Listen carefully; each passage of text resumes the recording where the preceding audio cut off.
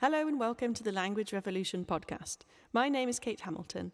I'm a languages teacher and founder of Babel Babies. The aim of this podcast is to get people talking about talking. So without further ado, let's get started. In the last episode of the podcast, I talked to Ben Crystal, an actor, producer and educator, very interested in Shakespeare's original pronunciation and how he might have sounded 400 years ago. And we were looking at how using original pronunciation could perhaps open up the plays to people from all across the world who can identify their own accent in the original pronunciation performances. And today we have invited David Crystal, Ben's father, in to discuss with us how you created or how you recreated that accent. How did you work out what Shakespeare's players might have sounded like? Hello, Dad. Hi. Good afternoon to you. Yes, well, for me, this is just ordinary, routine historical linguistics, you see. Part of the job of your linguist is... The difference is people are interested. Yes. Yeah, if you're doing historical linguistics, you're looking at the history of language from the very beginning to the present day. So it was always a particular string to a linguist's bow to look at anybody interested in English, to go back to Anglo-Saxon, Old English, follow it through to Chaucer's time, Middle English, then to Shakespeare's time, Early Modern English, and so on to the present day, following all aspects, the history of vocabulary, history of grammar, and now especially the history of pronunciation. And so I knew intellectually what the Early Modern English sound system was, insofar as it can be worked out. We can talk about that in a minute. But I never thought for one moment that such knowledge would be useful to anybody. Dad's got the best party trick. Like, do your Beowulf. Oh, well, I mean, going back to Old English, Yeah. you mean Beowulf, the opening lines are What we gardena in yardargum hail kuninga thrum yafrunon hutha arlingas ellen fremedon, and so on, a nice sort of beefy Beowulfian style. Do Chaucer. When that April with his shores sort to the rotta marcheth persit to the rota, and bathed every vine in switch liquor of which virtue engendered is the floor. Lovely kind of gentle, mellifluous stuff. And then 200 years later, into the Shakespearean Opie, oh, for a muse of fire that would ascend the brightest heaven of invention, a kingdom for a stage, princes to act and monarchs to behold the swelling scene. Then should the warlike Harry like himself assume the port of Mars, and at his ales laced in the gowns, should famine, sword and fire crouch for employment. Now, if you're in historical language study, you can follow the sound changes through from the Old English to the Middle English, through early modern to modern. And so you can locate the sound system at a certain point in the history of the language. And that's the first step. Right. And then you look for evidence to build up your sense of how things would have been. So I've heard that you've said it's about 90% accurate, 80, 90%? Yeah, one can never be 100% for obvious reasons. In the early Middle English period, the Modern English period, there were... People talk about the sounds quite a lot. There were a lot of books written at the time about pronunciation. And that's one of the sources of evidence, of course. You look to see what these guys said about how we pronounce words, but they don't talk about everything. And so unless they give you some evidence, some information, then you're really guessing a little bit about how a certain word might be pronounced. And my estimate was that about, as Ben says, about 10% of the time, I'm not entirely sure. I'll make a good guess so that all the words are covered. But if you said to me, are you absolutely certain that that word was pronounced in that way? I can say, I'm absolutely certain 90% of the time, but 10% of the time, I'm not so sure. And it's that 10% of the time that Ben was saying he fills with other kinds of information. So I was just going to say, like, listening to you do, I mean, speaking as a layman, as in not an academic, as a mere actor, listening to the sound of English sort of come towards you, drifting out of the fog from Beowulf to Chaucer to Shakespeare. By the time you're in the world of Shakespeare, it's like it's a warm bath. It's really easy to understand. And so close to the present day. It is early modern English. It is not late middle English. That's a crucial distinction. Yes. And people in Shakespeare's time found it as difficult to read Chaucer because of all the changes in those 200 years, almost as we do, you know. So when people say Chaucer's difficult, Old English is difficult, I agree. I say, yes, it is. You're going to have to work at it. when they say Shakespeare is difficult, I say, no, you don't have to work of it. Think of it through the prism of your own accent first and foremost, because as you said at the beginning, Cate, OP, original pronunciation for Shakespeare, is the ancestor accent of, well, almost all modern accents. So regardless of where in the world you come from, you're going to hear something in that accent that you say, you know, we speak like that where I come from. It sounds like a Somerset accent to me, or Well, the yes. Pirates of the Caribbean. But that's because you're homing in on one feature of the accent only, Right. which is the R pronounced after the vowel. And that's what all the kids do, isn't it, Ben? When you go and do things, they all say Pirates Pirates of the Caribbean, because their resonance, I suppose, is that pirates have the ha sound, and they're tuning into the rhotic sound. But that's what everyone does wherever they are. Yeah. Wherever we are in the world, they go, oh, no, that just reminds me of Northern Ireland. That reminds me of Southern Delhi. That reminds me of East Coast. You know, it's because, like Dad says, you spend all your time growing up listening to that sound, and that's the sound that resonates with you first. Yeah, but then, you see, if you're from a different part of the world which doesn't have an R after the vowel, you'll hear something else. So when people hear that opening of Henry V, they say, a kingdom for a stage. Well, stage isn't Somerset, but it's Yorkshire, amongst other places. And so Yorkshire people will say, hey, you know, we speak like that up here. We say stage, good day, and so on. Canadians, for example, will hear words like house, and they'll say house. We say that in Canada, you know. Yeah. And so everybody will pick on something, but it's not like any modern accent, because no modern accent says invention for invention, Yes. or conversation for conversation. So there are all sorts of unique features to early modern English that modern English accents don't echo. So it's an interesting amalgam of everything, isn't it? I found myself doing this, taking the audience in talks recently, taking the audience around the world in half a line of Shakespeare with Richard II's. What is it? I have been studying how I may compare this prison where I live into the world, and for because the world is populous, and here is not a creature but myself, I cannot do it. Full stop. Yet I'll hammer it out, is the second half of the line. Now you go through each word. Yet I'll hammer it out.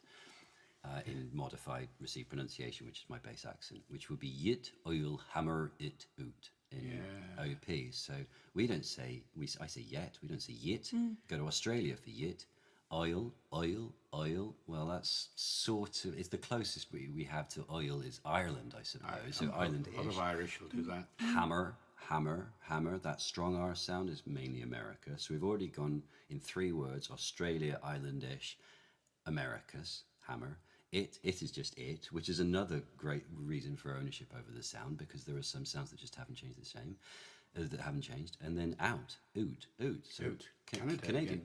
So you go Australia, Irelandish, America, everywhere, Canada in half a line of Shakespeare. Good line. It's wonderful. Yeah. And how has that come about, though? So why has that original pronunciation of Shakespeare ended up sounding like parts all around the world? Because language changes. The pronunciation changes. Why does it change? Why do people change? You know, language must never be discussed apart from the people who use it. And people change because we want to be different from what we were before, or we've been influenced by a certain part of the world where we weren't before. And change just happens. I've started wearing a white rose, you've started wearing a red one. Whatever it might be. And these changes go in different paces, different directions at different times. The kind of pronunciation that was current in Shakespeare's day was already a bit of a mix of accents from various parts of the world. This all relates to the basic question of what is an accent and what is it for, and the answer is accents are there to express identity, who we are, where we're from, which group we belong to, which group we don't belong to. And there are always these accents bouncing off each other throughout history. So the modern accents all evolve for a whole host of different reasons. I mean, people go to America, bringing with them the accents on the Mayflower of various parts of England. And Holland. And Holland. Yeah. And then within 20, 30 years, people are already commenting about this new accent that these American people are using. People from Britain are noticing this. So it doesn't take long for a new accent to develop. And when you go to a single country like England, there's a significant accent shift every 25 miles or so on average. Why is that? Because when the Anglo-Saxons first arrived, they came from different parts of the continent, already speaking different accents and dialects, settling in different parts of the country, and then proliferating new families of accents, as it were, a Scottish type accent up north, a West Country accent, and so on, until eventually we get the mix that we have today. And presumably people didn't move so far in, Anglo-Saxon times. You wouldn't have travelled, you wouldn't have grown up in one place and then travelled that far. No, and that's the big difference is that why with then and now. In the 100 years ago, even up until 100 years ago, you would not have travelled much, and moreover, you wouldn't have heard accents from other parts of the country very much, because how often would you hear, if you lived in Somerset, somebody from Birmingham or Newcastle? Hardly ever, if ever. These days, with mobility being so strong, and of course the media being everywhere and the internet and everything, we hear accents from other places all the time, and they are beginning to influence people in the way they speak. But once upon a time, accents were pretty, in inverted commas, pure, in the sense that the way you speak is pretty well the same as your grandfather and great-grandfather spoke. That's the reason your accent and my accent has changed. Well, there's such a difference between, your schedule and schedule and that kind of thing. Yes. I grew up watching American TV when I was Friends. Exactly, absolutely. Yeah. So when Ben says schedule, I say schedule back, because we're accommodating to each other, as the term is. We're speaking like each other because we like each other. And if we didn't like each other, I would not do it. I would say, look, I'm scheduled, dear boy, not schedule. That creates a distance. That would create a distance. Yeah. And he sometimes does. This is the difference between convergence, where the accents come together, and divergence, where the accents separate. But before we go on with the general accent topic, I suddenly realise I haven't answered all your question about how do we know. That we got onto this because the main reason why we know is because people wrote about the accents at the time. But I did say, and there were also these other kinds of evidence, and this is the sort of thing that Ben's talked about a lot as well. The first is the rhymes that don't work in modern English, that must have worked in Shakespeare's time, otherwise he was a rotten poet, really. And the second one are the puns that, again, don't work in modern English, that must have worked in Shakespeare's time, otherwise nobody would have noticed or laughed. And the third very important piece of evidence are the spellings, because spelling was not standardized in those days. And you can often use the spellings as a clear indication as to how somebody would have pronounced that particular word. And so put those four kinds of evidence together, the rhymes, the puns, the spellings, and the way people wrote about the language, and that gets us to that 90% figure we talked about earlier. Oh, lovely. So, Ben, have you got an example of a pun or something that's not funny if you don't? One of the first puns that Dad discovered, I think, was in As You Like It. It's the one we talk about a lot because it's quite tangible, I suppose. The melancholy Jakes in As You Like It has come back from wandering in the forest, and he's smiling, and he doesn't usually smile, and the Duke says what happened, and he tells a story about bumping into a fool, Touchstone. And Touchstone tells a joke about it being 10 o'clock, and an hour ago it was 9, and in 1 hour more it'll be 11, and from hour to hour we ripe and ripe, and from hour to hour we rot, and thereby hangs a tale. And Jake said he laughed so hard his sides were splitting. He laughed so hard he made us sound like Chanticleer and the Nun's Priest's Tale. The crow, no? The cockerel, absolutely, with the most beautiful in all the land. And I've seen this before many times, where the actor just goes from hour to hour, we ripe and ripe, and hour to hour, we rot and rot, and there hangs a tail, and it's not funny. And the tumbleweed. No, absolutely. And Dad reveals that the word hour was pronounced or in Shakespeare's time, and so was the word for prostitute, the word whore, or. So, 'twas an hour ago it was 9, and after honor or more 'twill be 11, and so from hour to hour we ripe, and hour to hour we rot, and thereby hangs a tale. And it's a really rude sex joke. It's very bawdy. It's a very bawdy It's a joke. very bawdy And joke. Jakes loves it because Touchstone doesn't get it, presumably. Touchstone's just saying it naturally, and Jakes is picking up the There's pun. no textual evidence to support No, that I know, reading. I know. He's a terror. I wanted to ask, though, of those 4 bits of data, I often say, because I've gone off on my own path with this exploration, and I start talking about things in my own way, but we rarely get to bang our heads about it. Of those 4 bits of data, I often say the 4th is actually the least strong foundation, that we can rely on the Shakespearean stuff. But in terms of the people that wrote about the accent 400 years ago, we never know how biased they might have been, or whether they're just picking out the sounds that they like and ignoring the sounds they don't like. Yeah, you've got to get all the sources together and compare them and see what they say. And you look for correspondences and you look for differences of opinion. Now, fortunately, I didn't have to do that because an academic called Dobson already did this many years ago. So that's the first source you go to. You go to look at Dobson's big 2-volume work and see what his collation of all these different perspectives comes out with. And then you make a judgment. You have to take a view. The important thing, I think, is that you do take a view. You say, well, that word could have been pronounced pronunciation A or B or C. I think, on the whole, it would have been A. But then the important thing is, as I did in my dictionary, you don't ignore B and C. You put in the possible alternatives, allowing other people to make a choice. Like if need be. Absolutely, So the actor's own accents can very much can so. come in. There are a finite number of sounds that, as it were, it's really great if we can all hit, like wind instead of wind, and nature instead of nature, and that sort of thing. Those are There's no disagreement about those, you see. Right, okay, that's good, because they're also the ones that, as it were, the audience hears the sound of their money in the box. When they hear that sound, you go, oh yeah, that sounds really good. Or Ben, war. Or war as well, yeah, absolutely, rather than war. Oh, the Unleash the Dogs of War. Yes, unleash the dogs of war, absolutely. So there's ones that are really satisfying and make people feel, as it were, it sounds cheap, but it's still true. They're getting their money's worth. Then there are these other sounds that, as Dad says, have, I suppose, a degree of option or flexibility in them, and that's really useful when you're working with an international ensemble with they're bringing their own sounds, because Anirudh Nair from Delhi has his own versions of a number of the consonants, for example, and his version of the Elizabethan accent is really, really interesting. Who's to say that the RP-driven version is the right one, right?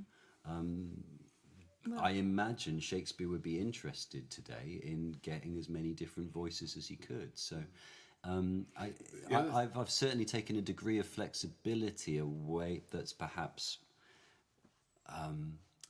not necessarily being as strictly true to the academic findings. Would you say that's fair? Yeah, I think so. Also that flexibility is present in the text, in the sense that some of the alternative pronunciations are choosable on the basis of the meter, of the place in the line at which you find them. So, O from Muse of Fire, that would have said the brightest heaven of Invention, with a 5-beat line, really does suggest Invention. But there are other places, and indeed even in that line, I wouldn't stop somebody who wanted to say the brightest heaven of Invention, with just one stress on the last word. If that's the way the director, the actor, and everybody else wants to play it, it was a perfectly possible pronunciation then as now. And so there are lots of options all the time, and this is good. I mean, this is exciting to see how different people will opt for a pronunciation or not. You mentioned Jakes earlier on. Well, since the 19th century, people are pronouncing that poor guy as Jaques and Jakes and all sorts of things.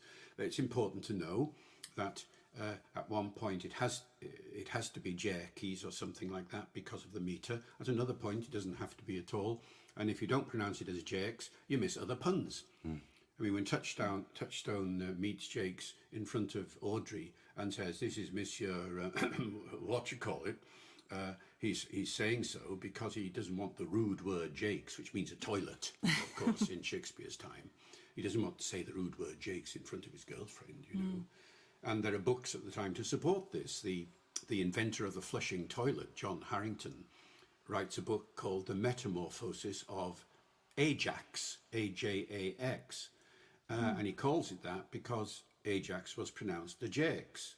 And the opening story of that book is all about somebody getting embarrassed by being introduced to somebody called Jakes and not wanting to use the word because it means a toilet. And so there's plenty of evidence to support the Jakes interpretation as well. But that mustn't disallow the possibility that at another point in the play, you might want to give it 2 syllables. It's fascinating to me that this kind of exploration, like you say, it offers up so many options, so many new options. And there are so many folk in the world, admittedly those more closely associated with Shakespeare performances in received pronunciation, so they've got understandable fuel for fire to be a bit dismissive, that they've said, oh, you know, is there any worthwhile, is it worthwhile exploring original pronunciation? Oh, it's just a bit academic, but what dramaturgy isn't academic? We're looking at now, there's shelves and shelves of different books with loads and loads of different text interpolations, and is it this word, is it that word?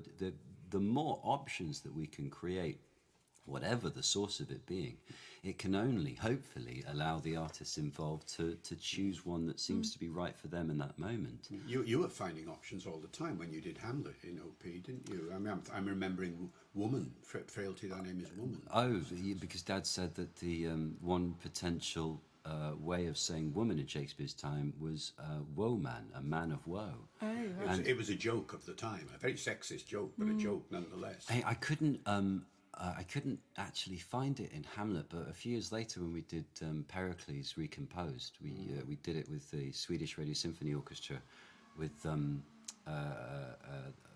Trondheim soloist underscoring the piece with Max Richter's Four Seasons Recomposed.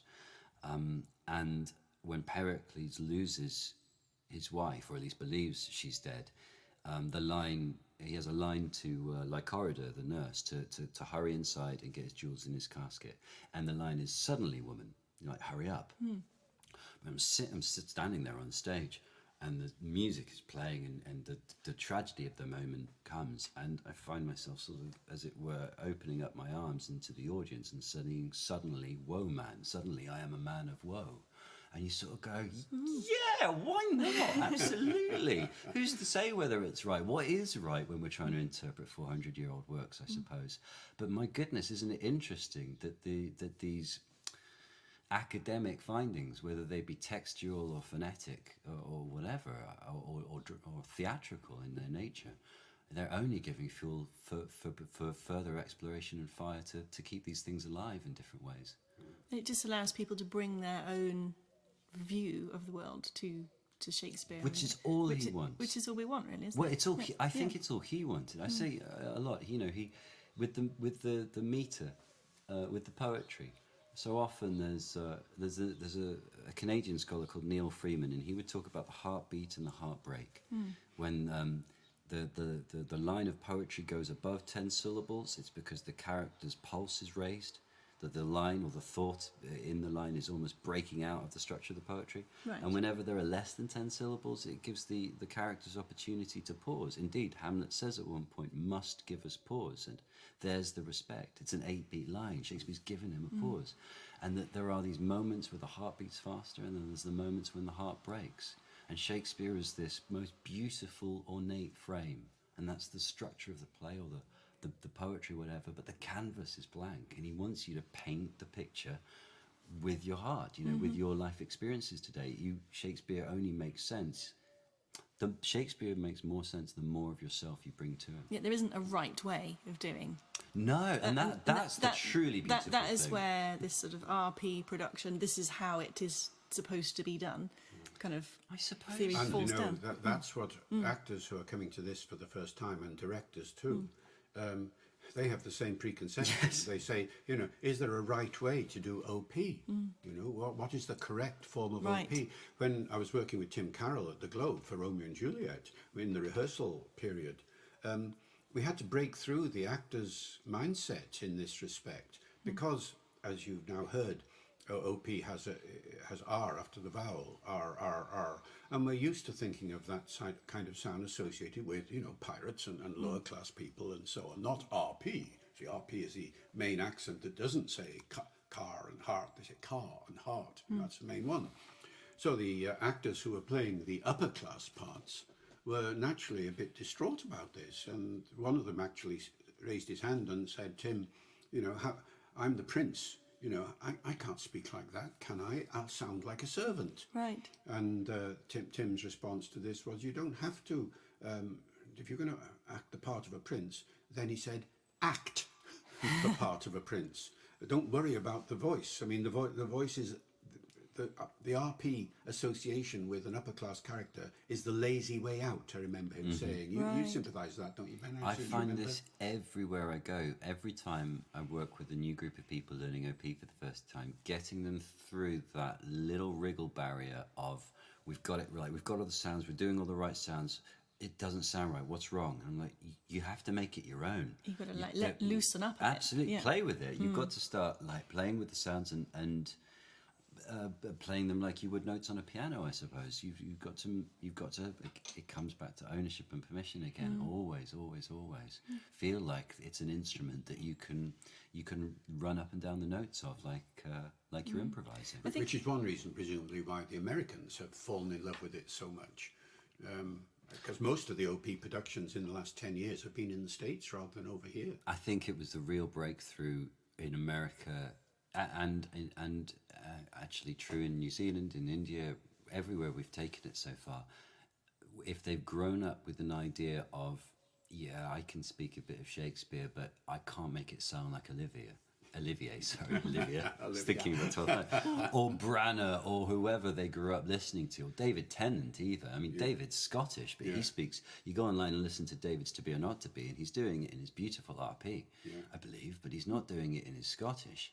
And so I think there's this idea that you're just not doing it right, which is slowly being let go of. Thank goodness. And it's a shame, because RP as an accent is only 200 years old. Is it? You see, it only developed round about the year 1800 as the accent of the elite in the south of England. Before that, there was no RP.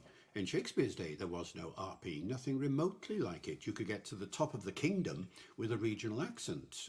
Note Walter Raleigh and Francis Drake, both with Devonshire accents. Note what happens in 1603 when King James comes to the throne and suddenly everybody in court is speaking with a Scottish accent. So no RP then. So only round about 1800 does this accent come in, become quickly the voice of the public schools, who train the civil servants, the upper classes generally, the missionaries, the cavalry officers. RP becomes the voice of the British Empire, eventually the voice of the BBC, and through the 19th century it became the voice of the theatre as well.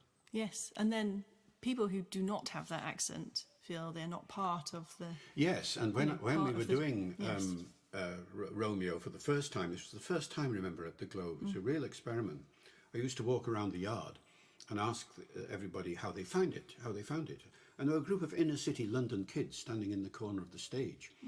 And I went over to them and said, how are you finding it, lads? And they said, real East London, oh, it's great, innit, So I said, why? And they told me, because it's all original, innit, And then one lad said to me, normally, he says, we go to the theatre, they all speak posh, but this lot are speaking like us. Now, of course, they weren't technically speaking like them. It was a sort of Cockney versus OP, but the accent reached out to them in a way that RP evidently never Because, did. like you said, they can hear, they identify with the parts that they... Much more easily. Like me with the Somerset accent. Yeah. So, You combine the RP accent with the regular presentation of Shakespeare in a book on a page, and you've got a very unattractive meal set out ahead of you.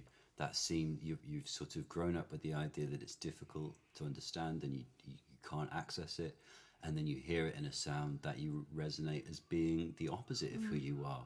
Or you know, you're looking down from on high, because that's where the cheap seats are, and you're looking at a very distant thing of people who are usually shouting at you for being who you are. So it must have made for a very excluding. It just creates more distance. It's interesting, actually, isn't it? I hadn't thought of it before, that the cheap seats are now higher, but they used to be. Yes, they've switched. So that's a whole different podcast topic, isn't it? Let's talk about accents a bit, because they're really, you know, they're so emotive. You know, so those lads in the Globe, they connected with Shakespeare in that way because they felt included. Their accent was part of it.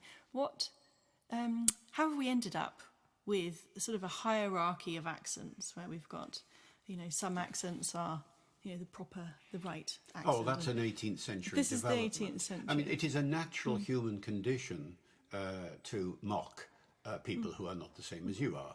And you can go right back in recorded history, I suppose, for any language, and find people saying, you know, oh, those people from Wales are stupid, or those people from the north are stupid, and so on. And there's plenty of evidence of that going right back to the Middle Ages. And occasionally they'll say they sound ugly, or they sound horrible, or what have you. That letter from St. Paul about the Corinthians, you say, oh, they sound awful.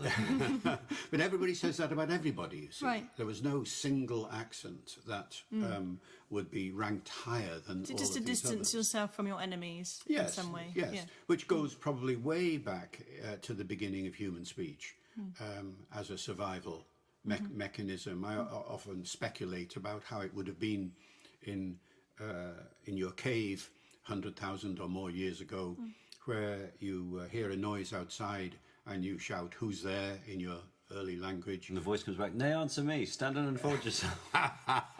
And if you recognise the accent, then it's a member of your tribe, so Yes. you go out safely. But if the voice that comes back has a different accent from yours, then you better go out cautiously. So the notion of survival of the fittest becomes survival of the linguistically fittest. That is, those people who are good at accents are more likely to survive longer. Because they can put on an accent and Oh, they just recognise and this- know when it's safe. Right. And the modern evidence of that was when I was giving a talk on accents to a school down in the Midlands, and a lad came up to me afterwards and says, you know what you were saying about accents? Well, it's like that where I live. He says there are some streets, and if I hear round the corner a certain type of accent, I'm not going round that corner. Right. So survival of the linguistically fittest, Yes. once again. That's how you survived in Liverpool. Well, absolutely. When I moved from Wales to Liverpool, I was told in no uncertain terms by the 10-year-olds I was in the playground with that, we don't like your accent, Taffy. You know, you change your accent or we lip you. That is, place their forehead at force against my lower lip. Right. So my original Welsh accent, which was like this, you know, really strong accent it was, you know, it suddenly became like this, and I was speaking like the Beatles within a week. Within a And couple of this weeks. is accommodation, you've This mentioned. is accommodation, This is accommodation. 'Cause I noticed it when I went to university. So I'm from Redditch, which is near Birmingham. And, you know, I don't have a particularly strong Redditch or Birmingham accent. But when I went to university, I was northern. I clearly wasn't northern. I was just slightly across, slightly west. But one of my roommates came into my room once and said, Woods, how do you say the word? Last. And I said, well, last, obviously. And then I was on the phone to my mum at the time, and I went, anyway, Mum, last week. And carried on talking. And my roommate came back and said, it's you. You're making me change my accent. Because she'd started to morph into saying last and mum and pub. And her mother said, hang on a minute. You've gone to Oxford. What's happening to your accent? This is what happens when you Shows she become likes you. mobile. She is still my best friend. When you become mobile, what happens is accommodation, but not 100% accommodation. You pick on certain features, and you will develop an inconsistent accent. Yes. And it doesn't matter from the point of view of intelligibility, because I understand you whether you're saying last or last. Yes. I'm the same. I sometimes say example, sometimes I say example. Say bath and bath. Yes, Both. indeed. I say Yeah. schedule and schedule. Podcast and podcast. It doesn't worry me at all. And the reason why it doesn't worry me is not just because I'm a linguist, but because this is the main trend that's happening to accents around the English-speaking world at the moment. Right. But also it doesn't worry, if I may, because you are a wonderful descriptive linguist. This is one of the first things I learned about Dad. He's not a prescriptive linguist. He never told me off Well, mostly for saying, maybe warning me that some words were perhaps not for common and general use, but I'd never be disciplined for using language in a non-standard way. If anything, I'd be studied for it, because I'm bringing back interesting and new uses. And Dad was always very, it's one of the first distinctions I understood about linguistics. You can either have people that are saying, no, that is wrong, you must stick to whatever we've decided the standard is, or, my goodness, isn't this fascinating? What does that tell us? Yeah, it's really... You want to be adaptable. Yes. I'm not saying that one accent is useless and the other is useful. I'm saying that both are useful in their individual circumstances. So there are occasions when I'm speaking like this to you now with a sort of mixed accent background, but, in a fairly educated way. But there are other occasions when I'll slip back into an original Welsh accent, and when I go to Liverpool, I slip into a Liverpool accent. I do happen to have mastery of these three, and I would use them in the circumstances in which I find myself. I'm sorry, that it's just mastery, because all I can remember, because it's not entirely within your control, this mastery. There are times when he jumps into a taxi in Scotland or something and starts talking to the cab driver, and the cab driver's like, whereabouts in Glasgow are you from? Where you from? So I taught in Glasgow. Oh, yeah, well, that happens, I'm afraid. That's I did the same. right. I taught in Glasgow for 7 or 8 years, and I found that I got more and more kind of Glaswegian. And then people said, oh, are you from Edinburgh, miss? That's right. Because I knew I natural. wasn't actually from Glasgow, but I must be Scottish. There was a... This is absolutely natural. It's like a chameleon. Everybody does it, but some more than others. Right. But everybody does it to some extent. And, well... I love the fact that Will Shakespeare would have done it. Yeah. Must have, right? Well, he must just have. picked up the London accent, having left Warwickshire. And the London accent was already a real mix of accents because of the huge amount of immigration there had been at the time. So, yeah. And that's another reason why one values this philosophy that Ben was arguing about, presenting before, about letting people have ownership from their own individual accent. I mean, on the Globe stage in 1600 would have been a variety of actors from different parts of the country. Yes. And we know that sometimes accents were picked upon and noticed and commented on. Shakespeare himself does it in Orlando and Rosalind in the forest. Where's your accent from? Do you remember that bit? It's one of the bits of textual evidence that suggests Orlando might be sceptical about the disguise of Ganymede. And poor old Rosalind has to say, an uncle taught me. That's it. And there are several references to accent. Mercutio's tuners of accent, these new tuners of new accent. tuners of accent. Kent takes on an accent when he's fighting. So yes, there are lots of references to accent in the plays and writings of the time. And it's nice that Shakespeare does it every now and again. There's lots of uses of it. He never... that's something you've taught me, that he never... you wouldn't have mocked someone for their accent. You wouldn't have said that, like we do now, you've got an accent that makes you sound less educated or more educated or anything like that. There's only one accent that he mocks. He doesn't mock English accents, Irish accents, Scots, Welsh, as we see in Henry V. They all speak in a local way, but they're not taking the mickey out of each other, really. Right. But in the one accent who they are, not the way that they say. Yes. But the one that he doesn't like is clearly the French accent. In Merry Wives of Windsor, he puts some accent jokes into Dr. Caius's mouth. At one point, Caius is saying to you, you two go ahead and I'll make the third. But the way it's written, spelt, is I will make the turd. And turd would, of course, have got a big laugh from everybody at that particular point. And presumably that was a political jibe. Oh, doubtless. Doubtless. Yes. Certainly, I mean, he's writing all of these histories with the explorations of the English and French wars, and it's going to be tickling the monarch. It's going to be, if it's not anti-French politics, it's definitely pro-English. Yes. And for his patron, absolutely. So ultimately, then, we have a diverse community of accents, don't we? They all sort of bleed into each other. And in London, we must have 400 languages. We've got hundreds of languages and The lots of strongest accent in London now is Polish.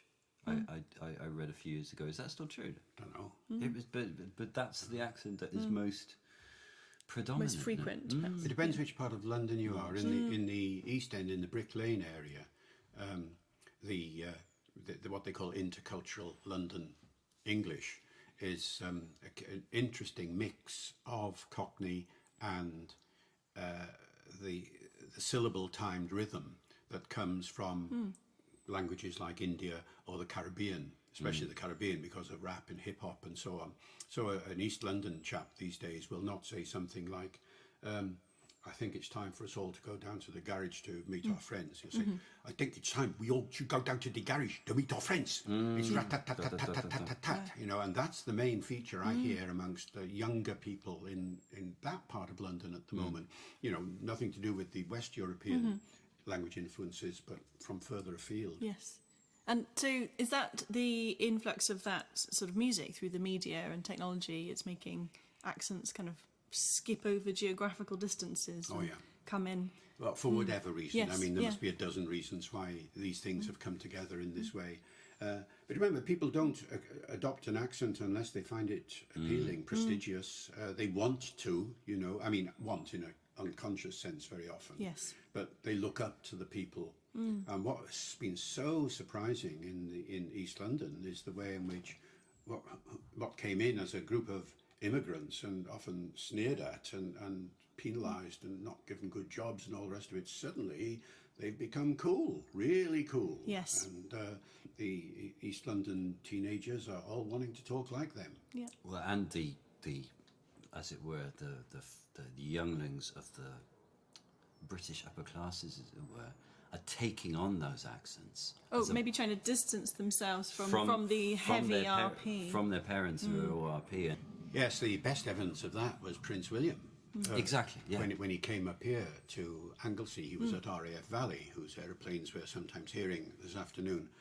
And I've heard him speak, you know, off the record with a group of people, and he speaks like everybody else. Yes. Really demotic accent, drops his H's, puts glottal stops in, things like this. And then the next day, he's at a formal dinner somewhere, and he's producing perfect RP as he was brought up to do. It's his linguistic wardrobe. This is accommodation. Yes. Yes, it's the wardrobe, and it's his Yes. accommodation ability once again. And Yes, and we all need to fit in, don't we, in different situations. So Well, if we you- can maybe try and... We all do that as well. I mean, you know, as young as you are, you grow up knowing when you can use some words with your friends and when you shouldn't with your parents and that Yes. sort of thing. And to a degree, we are all doing that in our accents too, all the time.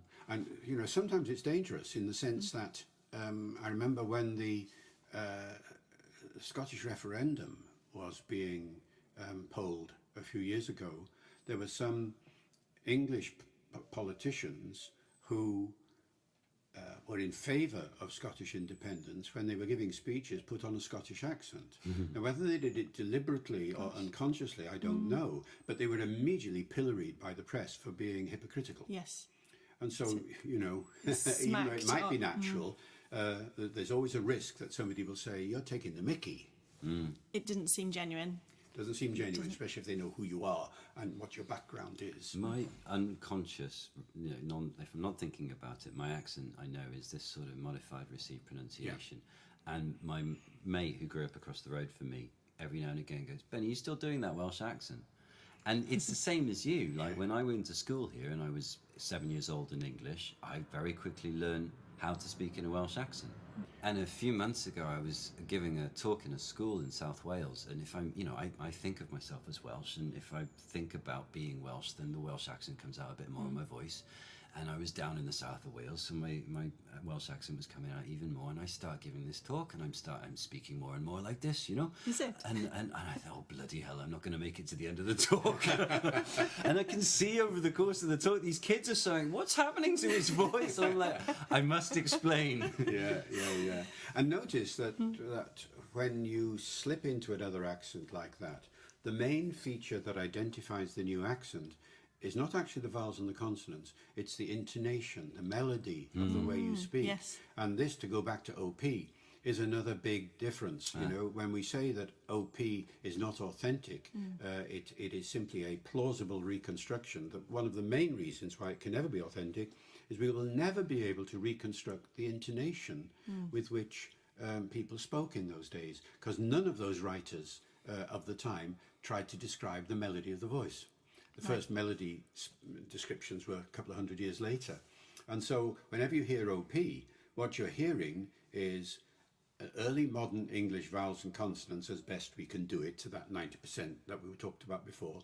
And superimposed on top of that is a modern English intonation. Now, people will say, well, that's a difference. Well, I don't think it is, because I don't actually think English intonation has changed very much in the last 400 years. Evidence?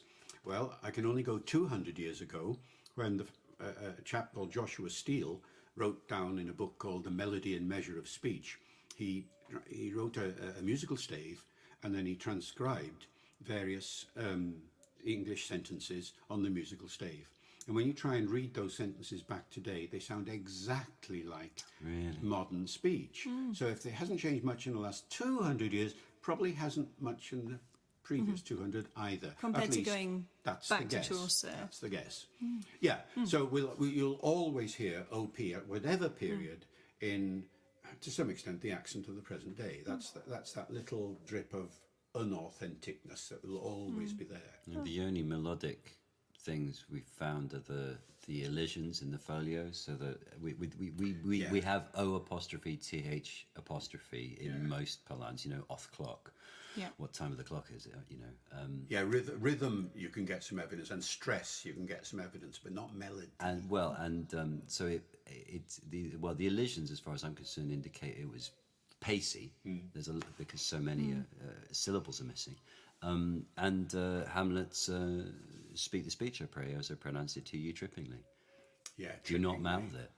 So at least in heaven knows what it would have been like day to day. Although you imagine, just as now, it would be faster day to day than it is on the stage. But it seems, if we're going to take that note from Hamlet to the players as true. We did with the Romeo in 2004.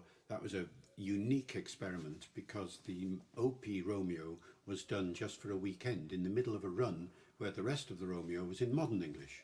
So they filmed both. And the OP production was 10 minutes shorter than the production in modern English. Now, on the stage, 10 minutes is a lifetime. Goodness, yes, absolutely. So it really does show, instead of, it is my lady, oh, it is my love, oh, that she knew she were. The guy did it something like, it is my lady, oh, it is my love, oh, that she knew she were. And that clips 2 or 3 seconds off immediately. Yes. Yeah, it's fascinating. Thank you. Ben, would you like to finish off with a little bit of Opie Shakespeare for us? Have you got a favourite bit? What would you like? What about a bit of to be or not to be?